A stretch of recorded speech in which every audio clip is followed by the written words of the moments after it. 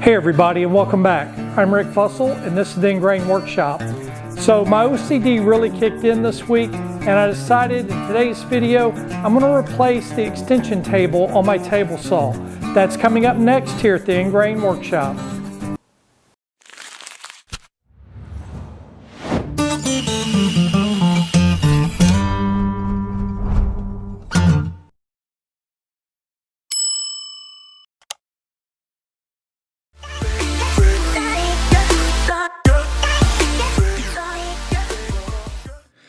Speaking of OCD, mine has officially had it with my old white extension table.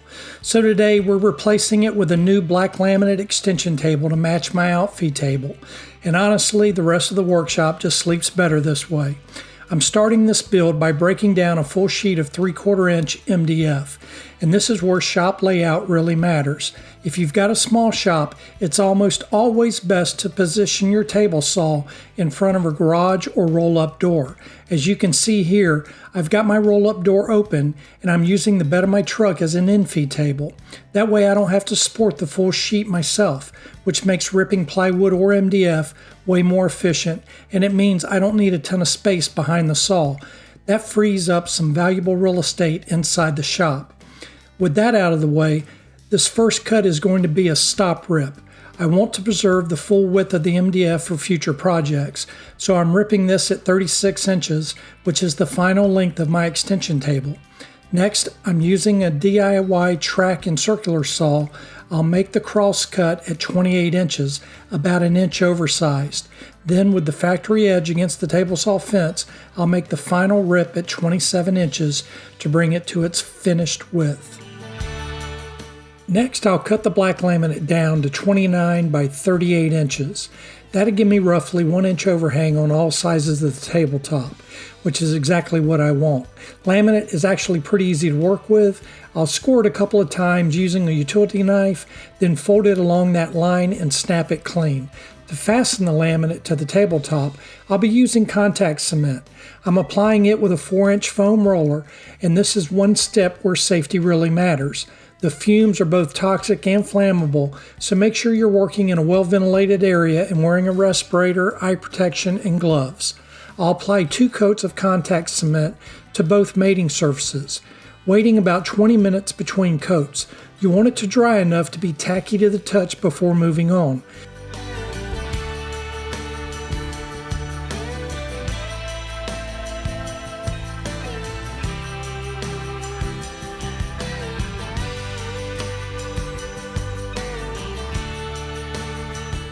To keep the laminate from bonding before I'm ready, I'll lay down some scrap pieces of plywood to separate the 2 surfaces. Once contact cement touches, it's permanent. There are no second chances here. With the laminate positioned over the tabletop and about an inch overhang all the way around, I'll remove the center scrap piece first, then work my way toward each end, pulling out the remaining scraps as I go. Once everything is down, I'll use a J-roller and apply firm, even pressure around 35 pounds across the entire surface. Just be careful near the edges where the laminate is overhanging.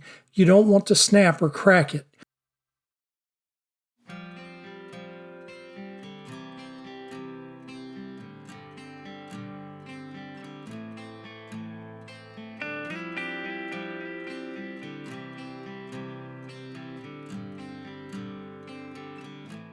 Finally, using a flush trim bit with the bearing on the bottom, I'll grab my trim router and go around the entire perimeter to bring the laminate perfectly flush with the tabletop.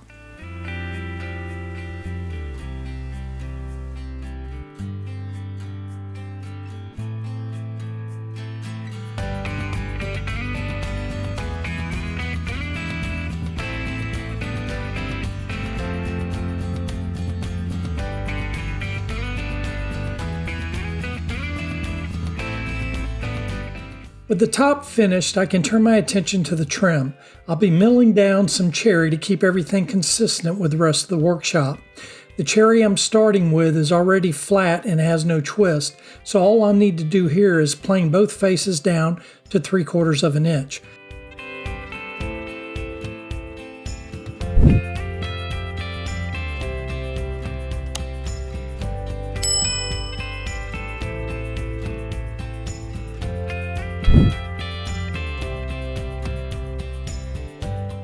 Once the faces are milled, I'll move over to the table saw and use my joiner jig to true up one edge of both pieces.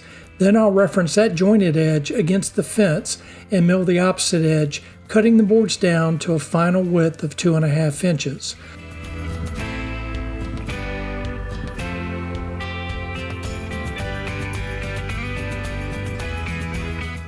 Over at the miter saw, I'll square up one end of each piece and cut them to final length, 25.5 inches for the short sides and 36 inches for the long sides.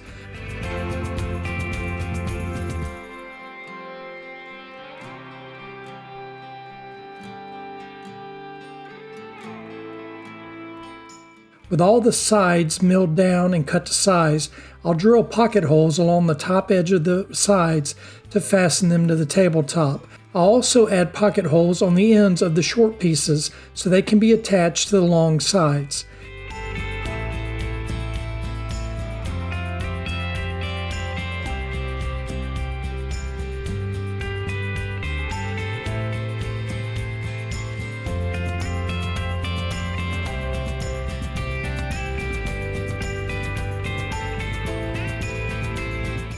Next comes assembly.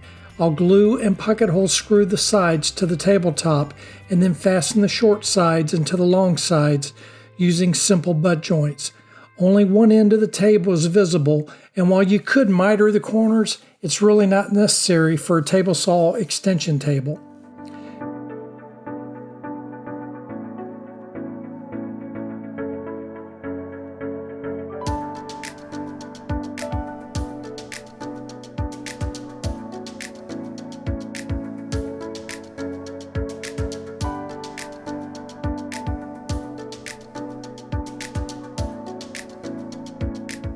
To finish things up, I'll add one center support to the underside of the table, installed the same way as the side rails.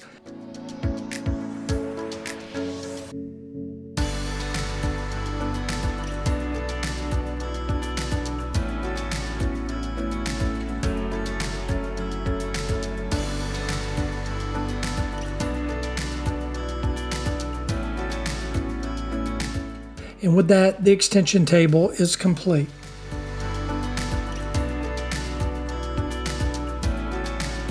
Did I just say the extension table was complete? Well, almost. I've got a chamfer bit here in my trim router, and I'm going to go around the perimeter of the table and cut probably about a 1/16 of an inch chamfer all the way around it, and this will just help prevent any possible laminate chip out in the future.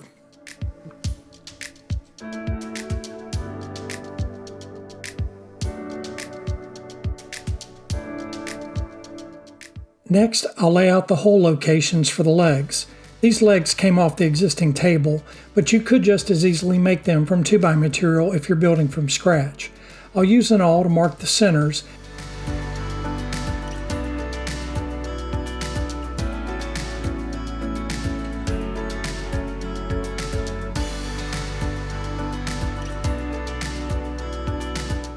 Then drill a hole about 5/8 of an inch deep. You'll notice the painter's tape on my drill bit. That's my depth stop. The last thing we want to do right now is drill all the way through the top. Using 3/16 by 5/8 inch screws, I'll fasten the legs to the underside of the table.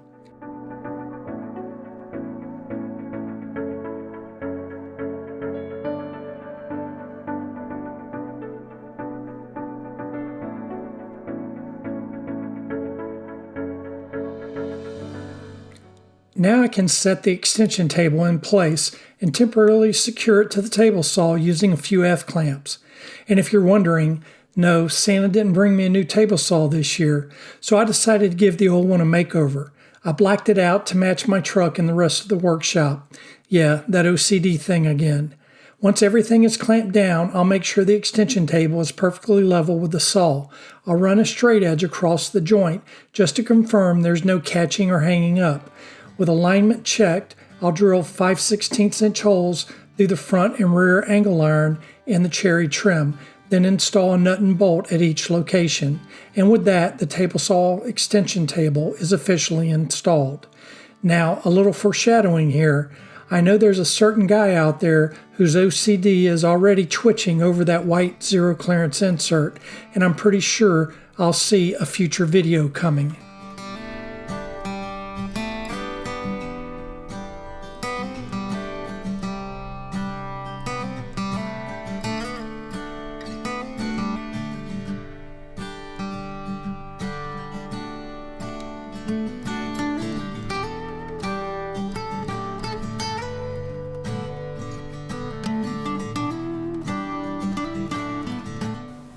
Well, that's going to wrap up this video. I hope you found this build helpful, and if you did, then I'd appreciate it if you hit that like button and share the video. It really helps out the channel more than you might think. If you're new to the channel and you like DIY and woodworking projects, then I highly recommend that you smash that subscribe button. It's free and painless, and I'd also ask that you ring that bell icon. That way you can be notified of all our upcoming videos. To all my existing subscribers, I really appreciate all the support that you give this channel. Now, if you have any questions with this build, or maybe you have some ideas for an upcoming build, drop them in the comments section below. And thanks for spending some time in the workshop with me today. I'm Rick with the Ingrain Workshop. Until next time, have a wonderful day and God bless.